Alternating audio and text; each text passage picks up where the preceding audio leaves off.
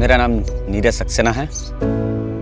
मैं शासकीय प्राथमिक शाला सालेगढ़, विकासखंड वाड़ी, जिला रायसेन, मध्य प्रदेश।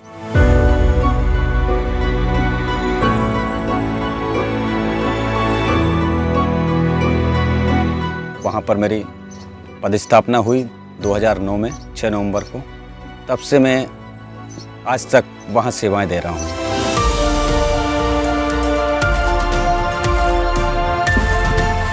शिक्षा के बगैर कुछ नहीं हुआ। शिक्षा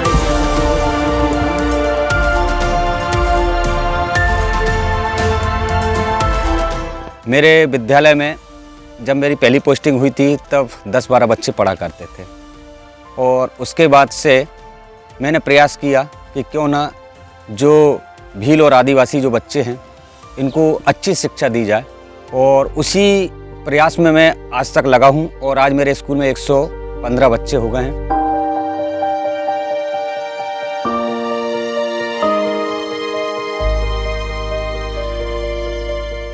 2009 जब हमारी पोस्टिंग हुई थी तब से 2012 तक हमें केवल 2500 हमारी सैलरी थी, 2500 में मिला करता था।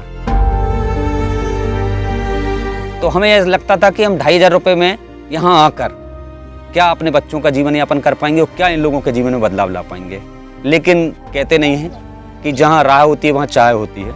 ईश्वर की कृपा थी कि हमें इतना अच्छा काम करवाना था, इन लोगों के जीवन में बदलाव लाना था, इन लोगों के लिए अच्छा करना था। हमने ये सारी चीज़ों को दरकिरार किया और केवल ये सोच का काम किया कि इन लोगों के जीवन में बदलाव लाना है।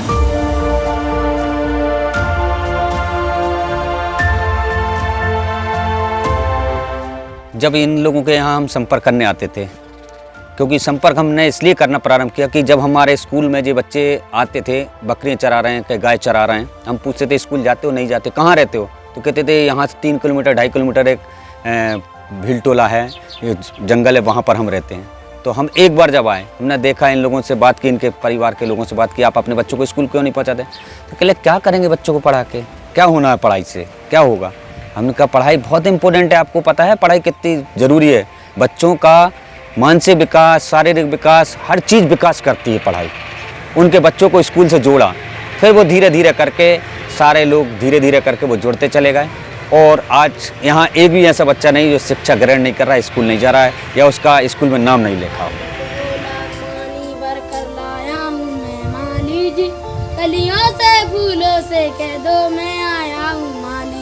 जब हमारा जीवन भी बचपन ऐसे ये जो बच्चे हैं इसी तरह से हमारा बचपन भी निकला है, क्योंकि हमने भी शिक्षा एक सरकारी स्कूल में ग्रहण की, जहाँ हमारा गांव था वहाँ पर हमने शिक्षा ग्रहण की। प्राइमरी लेवल की पूरी शिक्षा वहाँ हुई। फिर उसके बाद में 4 किलोमीटर हमको पैदल, जहाँ सड़क नहीं था, रास्ता नहीं था, वहाँ हमको हायर सेकेंडरी तक की, मिडिल से हायर सेकेंडरी तक की पढ़ाई वहाँ पर करना पड़ी।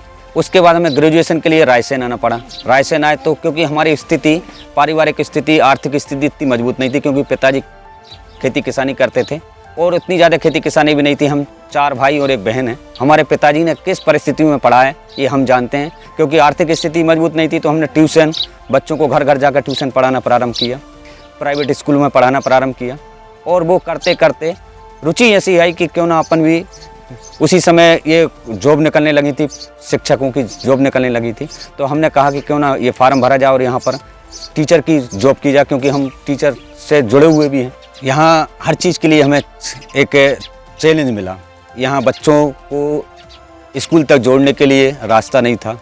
ये 1-2 उदाहरण नहीं है, ये कई उदाहरण हैं जहाँ मूलभूत सुविधाएं नहीं हैं। जैसे स्वास्थ्य की सुविधा नहीं थी, सड़क की सुविधा नहीं है, पानी की सुविधा नहीं है।